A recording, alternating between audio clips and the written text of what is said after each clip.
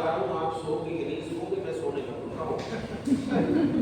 आप में से कोई सोए तो मैं सो जाऊँगा, मैं उठ के चला जाऊँगा। वैसे ईश्वर जी ने मुझे कहा है कि 3.5 घंटे हैं अभी, अब देखो रात 12-1 बजे तक चलाना मुझे भाई डर है। अरे नहीं ना, 5-7 मिनट बचिए भाई, घबराओ मत पर सो मत, उसके बाद सो लेना यहाँ से जाकर। अभी जाग कर सुनो, सीधे होकर बैठो एक बार, सीधे सीधी करो। हाँ, अब सुनो ध्यान से। टेक्नोलॉजी के क्षेत्र में मुनि भारद्वाज का विमान शास्त्र मैंने बताया, मेटलर्जी मैंने बताई कि धातु पर कर्म करना। यहाँ तक की स्थितियां हैं कि एक धातु को दूसरी धातु में कैसे बदला जाए, इस पर भी हमारे लोगों ने काम किया। आपने पारस पत्थर का नाम सुना? वो लोहे को छूकर क्या बना देता था? सोना। ये कहने सुनने की बात है कि कोई पत्थर किसी को छूकर सोना बना दे, ये संभव नहीं है। लेकिन धातु कर्म में ये विज्ञान मौजूद है कि धातुएं आपस में मिलाई जाती हैं, मिश्रित की जाती हैं और बदली जाती हैं, उनमें परिवर्तन होता है। इससे केमिस्ट्री में अल्केमी कहते हैं। आजकल की केमिस्ट्री की भाषा में इसे अल्केमी कहते हैं, अल्केमिस्ट्री कहते हैं इसे। और ऐसे लोगों को अल्केमिस्ट कहा जाता है जो धातु कर्म पर काम करते हैं। ये हमारे पूर्वजों ने तब किया। दिल्ली में एक मीनार है, कुतुब मीनार, नाम सुना है? कुतुब मीनार में जो धातुएं लगी है, स्तंभ, अशोक स्तंभ आदि सुने, उनमें जो धातुएं लगी है उन पर कभी कोई जंग नहीं लगता। कितने साल हो गए? 50 साल। कितने साल पुराने हैं अशोक स्तंभ? अरे 2000 साल पुराना है, और 2000 साल पुराने स्तंभ पर किसी प्रकार का कोई जंग नहीं है। नहीं, क्या गजब की टेक्नोलॉजी थी। इतना ही नहीं, टेक्नोलॉजी इस स्तर की थी हमारे यहाँ कि राम जी की कहानी सुनी है कि नहीं सुनी? राम जी जंगल में चले गए, राम जी की कहानी सुनी कि नहीं सुनी? अरे आजकल तो राम का प्रेम लच्छेदार वाले बाबा राम कथा नहीं करते, 15-15 दिन के दीपक राम आ भी रहे। हाँ, तो वो तो मैं नहीं करूंगा। 1 मिनट में सुनो। राम जी चले गए जंगल में, देखो कहानी कितनी जल्दी पूरी हो जाती है। राम जी चले गए जंगल में, 13 साल आराम से बीत गए। चौथे साल में झगड़ा हो गया। चौथे साल में झगड़ा किसके साथ झगड़ा हुआ था? उस काल के अमेरिका के साथ। भाई अपने समय का अमेरिका था कि नहीं रहा?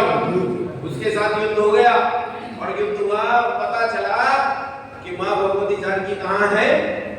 समुद्र के परे एक ऐसा टापू जैसा देश है, जिस टापू जैसे देश पर मां जानकी रखी गई है, उन्हें जेल में डाला गया है। वहां जाना आसान काम नहीं। क्यों नहीं आसान काम? समुद्र से जिस देश की सीमाएं घिरी हो, उस देश को जीता जाना आसान काम नहीं होता। उदाहरण देता हूं, इंग्लैंड, यूके, यूनाइटेड किंगडम, ये समुद्र के बीचों बीच है, चारों तरफ समुद्र है, इसलिए इसे जीता जाना आसान काम नहीं था। इस पर 2 तानाशाहों ने हमला किया। पहले तानाशाह का नाम है, फ्रांस का तानाशाह का नाम था नेपोलियन बोनापार्ट। नाम सुना है? नेपोलियन बोनापार्ट ने हमला किया यूके पर और पूरी तरह इसकी हानि की, लेकिन जीत नहीं पाया। दूसरा तानाशाह जिसने बर्बाद करने का प्रयत्न किया यूके को, उसका नाम था एडोल्फ हिटलर। कहां का था? जर्मनी का। दोनों नहीं जीत पाए। एडोल्फ हिटलर के साथ जो शामिल हुआ उस समय का सबसे शक्तिशाली देशों में से एक जापान कितना खतरनाक था इसकी कल्पना आप नहीं कर सकते। जापान ने अजय कहा जाने वाला अमेरिका का पत्थर 2 घंटे में ताश के पत्तों की तरह बिखेर दिया था। जिस पत्थर के बारे में कहा जाता था इसे जीता ही नहीं जा सकता, उस पर्ल हार्बर नाम के पत्थर को जापान ने 2 घंटों में ताश के पत्तों की तरह बिखेर दिया था। जानते हो, सैकड़ों वायुयान उड़े जापान से। देशभक्ति का स्तर देखो क्या रहा होगा उन लोगों की। सैकड़ों विमान उड़े, इन विमानों में कोई वापसी का तेल मौजूद नहीं था, बस जाने का तेल था, वापसी का तेल ही मौजूद नहीं था। बारूद से भरे हुए थे ये विमान। इसका मतलब जानते हो क्या था? यह आत्मघाती हमला था। आत्मघाती हमला, विमान उड़े, सीधी जाकर टक्कर मारी पर्ल हार्बर। कुछ नहीं करना, लड़ाई नहीं, सीधी लड़ाई यही है, सीधे जाकर टक्कर मारी। जो पायलट वहां से उड़ा उसे पता था नहीं मरना। इतने खतरनाक जापान ने इंग्लैंड की दुर्गति कर दी, बर्बाद कर दिया, पूरा इंफ्रास्ट्रक्चर खत्म कर दिया इंग्लैंड का। लेकिन तब भी इंग्लैंड को जीत नहीं पाए। क्यों नहीं जीत पाए?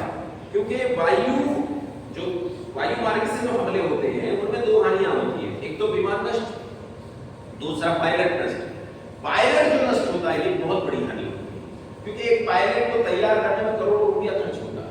पायलट ऐसे ही तैयार नहीं होते, एक पायलट को तैयार करने में करोड़ों दिया था।